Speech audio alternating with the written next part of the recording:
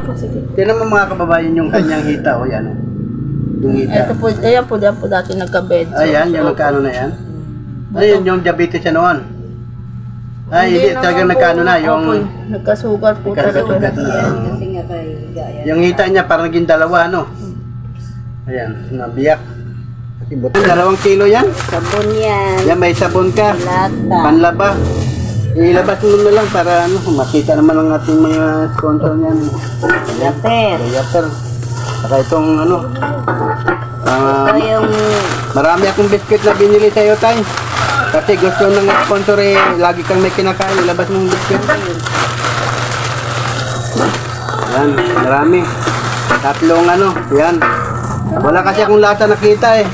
Meron pa rin, 2 lang ba yun? 3. 2 lang. So kayo, bumili ako ng maraming noodles tayo para may sabaw ka lagi. Nakaigop ka ng sabaw. Kaya mo na tayo, huwag ka nang malungkot. Iyan ay biyaya ng Panginoon yan, galing sa iyong...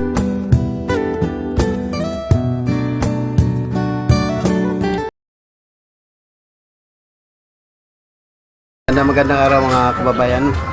Welcome back to my channel, Buhay Relocating Site Vlog. Panibagong araw, panibagong vlog na naman tayo. So mga kababayan, babalikan po natin ngayon si Tate Alfredo para kamustahin. At siyempre meron tayong pasalubong sa kanya. So ayun mga kababayan, samahan nyo kami sa aming pag-vlog. So kung kayo ay bago pa sa aking channel, please subscribe, like and share Buhay Relocating Site Vlog. So siyempre shout out din muna sa mga United OFW Charity Group. So ayan mga kababayan, tara samahan nyo kami. Yan so ito yung service na ang magkakay tayo ngayon kasi medyo malayo ito. Sama ko si Messi. Tara. So ayan mga kababayan, nandito na tayo. Ito yung bahay. So ayan. Ito yung ano natin.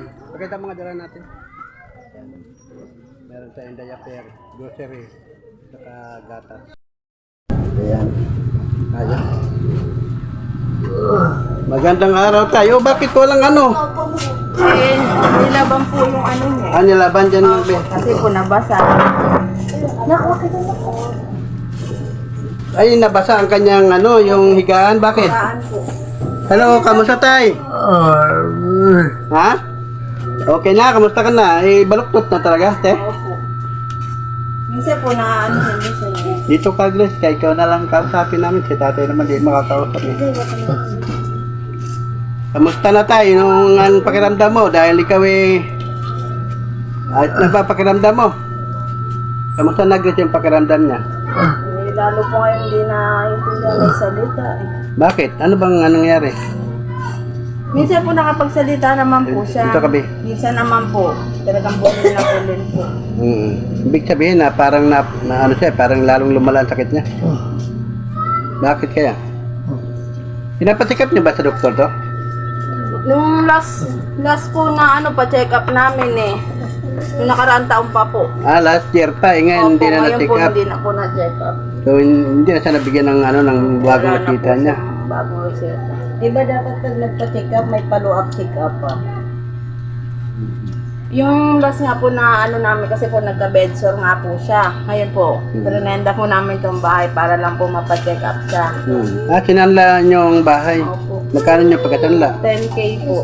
Kasi po gusto nga po namin talaga siyang gumaling tapos may mga sugat. Yun nga po findings ng doktor. Natamaan na daw po yung tapos sa buto na rin daw po ang pinakatama. Ang buto na mismo. Opo. Tikat. Ibig sabihin itong bahay niyo ngayon nakasanla o natubos na? Masanla pa. Masanla pa rin ba? Nag-ano po kami ng buwan-buwan. Patubo lang? Patubo po. Kung may sobra po, nagbabawas ng konti. Papatubo po kami, 1,000 po. Parang ang nangyari, parang nangungupahan na lang siya dito. Kasama kayo. Sino nagbabayad kayo? Kami po, tulong-tulong po. Tulong-tulong kayo mga anak.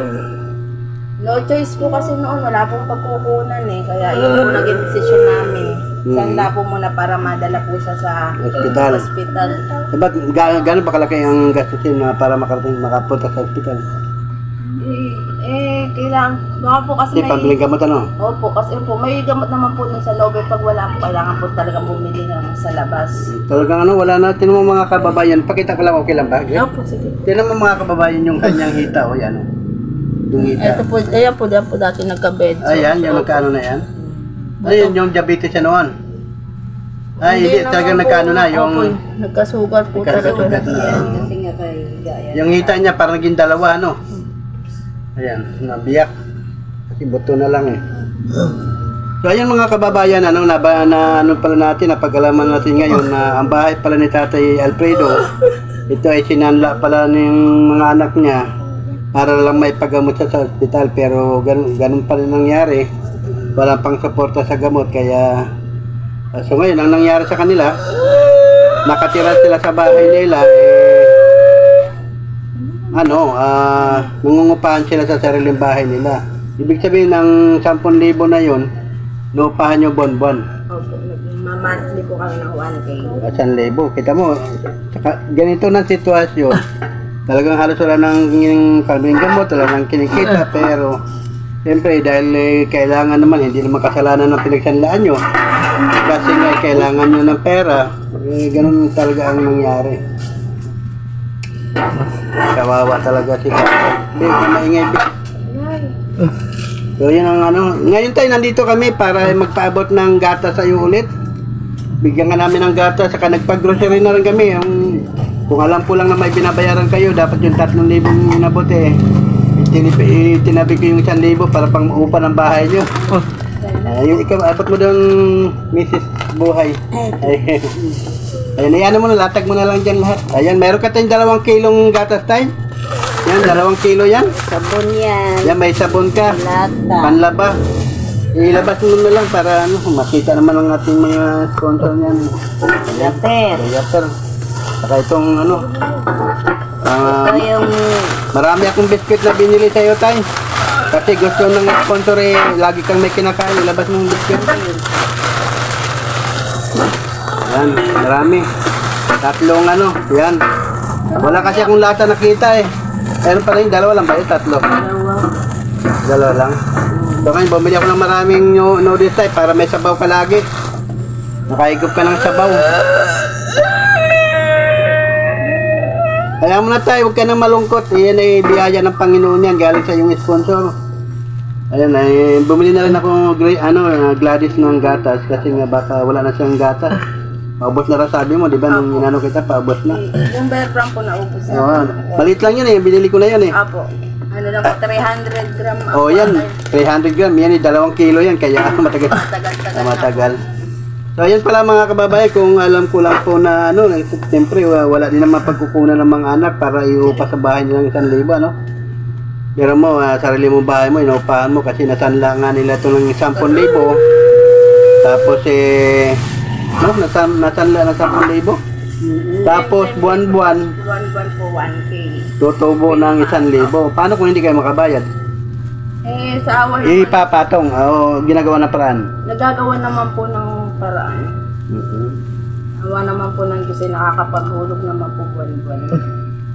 Parang parang... ano yun? Tubo na sa pera o upa lang? Ano pa lang. Nakailang buwan na kayong patubo? Ano pa po yun eh, simula pa po noong October. Last year. Opo, last year. October, November, December, January, February, March, April. 7,000. Nito lang po kasi ako huminto ng trabaho nung nakaraan po kasi. Nagtatrabaho ka na balik po ako po nagpo-provide ng buwan-buwan. Ngayon, sino na Eh nagpo-provide? ngayon po, yung asawa ko naman po pag kulang, sa mama ko po ganun. Tulong din. Yung mama mo ngayon nagtatrabaho, Opo. Yung asawa ni Tatay Alfredo, Opo, so naman po ngayon ang masukan ako naman po ngayon ng Naiwan dito. dalaga.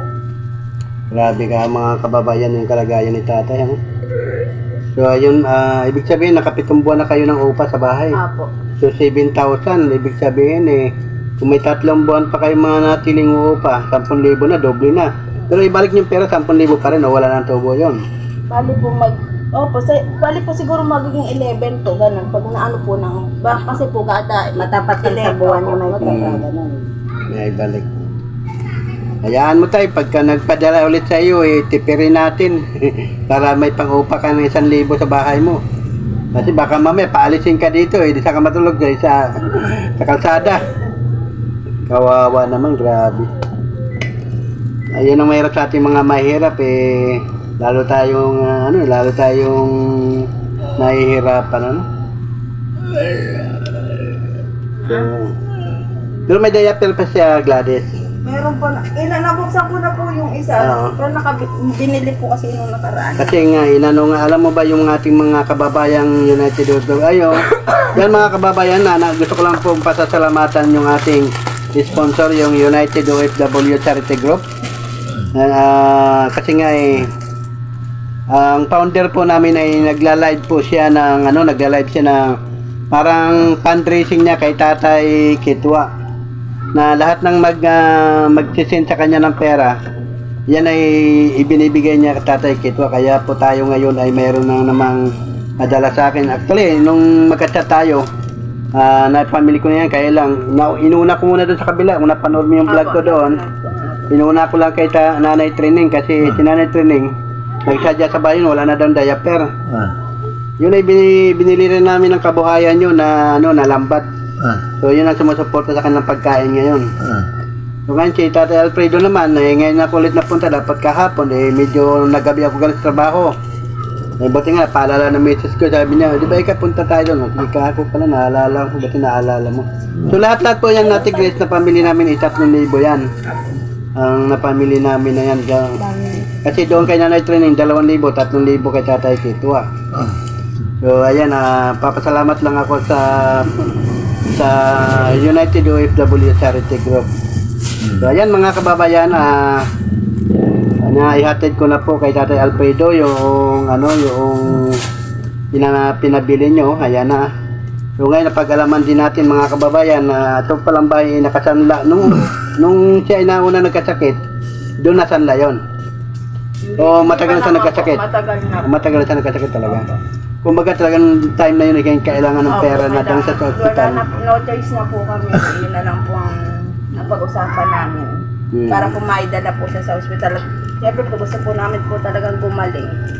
Kaya nga lang po yun po ang sabi ng doktor. Sa buto na nga daw po tinamaan. Kasi yung utak daw po. At saka yung utak. Magdasal lang tayo sa Panginoon. Magdasal lang po tayo na tulungan tayo ni God na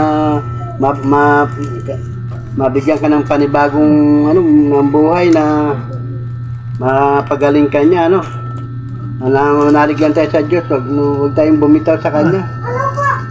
Manalangin tayo lagi para walang imposible sa Panginoon na kung tayo ay manalangin sa Kanya, no?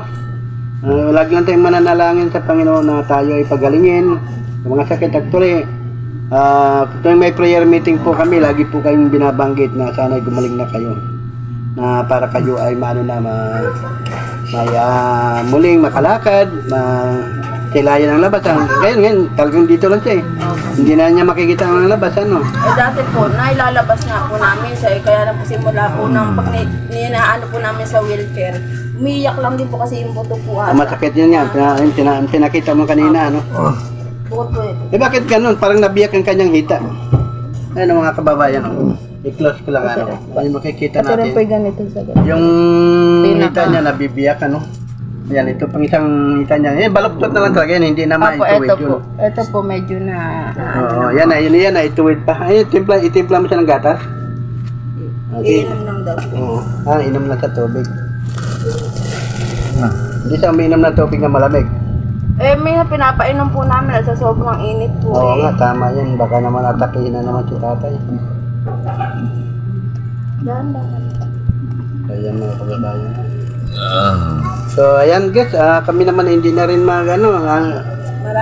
magpasalamat na lang kayo sa ating mga kababayang United OFW Charity Group. Marami po salamat sa United OFW Group na tumutulong po sa papa ko. Malaking tulong po ito sa amin. Thank you po. So ayan mga kababayan, ako man ay parang naluha din ako sa kalagayan ng tatay kasi nakakaawa ang kanyang kalagayan. So wag po kayo mag-alala tayo, pagka may magpadala po sila para lalong hindi na kayo magipit, medyo tipirin total kahit paano naman importante gatas no? Apo. Saka diaper. Apo, yun po. Magtabi tayo ng 1,000 tayo para doon sa pang-upa mo sa bahay sa isang buwan. Kasi parang di naman problema kasi siyempre. Paano na lang kung di kayo makabayad kung palisin kayo sa bahay nyo. Gladys, kailangan sikapin nyo rin yan na mabayaran. Apo. Kahit anong mangyari para ang bahay nyo. At saka di ba pwedeng nagpatubo kayo ng 1,000. Gawin nyo ng 1,500 para yung 500 mababawas doon sa katawan ng Pwede pera. naman po kasi madali naman po kausap Si Candia ba kayo? So, ayan. Yun naman, mabait naman yan si yung kinukuhanan niya. Halimbawa, nagbigay kayo ng 2,000 sa buwan. Yung isa po Di 9,000 lang natira. Tapos sa sunod, para po. bigay ulit kayo ng 2,000, di 8,000 na lang. Parang ganun. Kung makasampung buwan kayo, maging 20 mil, lahat-lahat. Kaysa doon naman na walang bawas. Yun nga po ang namin. Kaya po yung isa ko pong kapatid niya, na rin po, nasa Pampanga po siya, nag-apply na rin po ng trabaho para daw po makatulong lang nito. Yun, tama yun. So, ayan.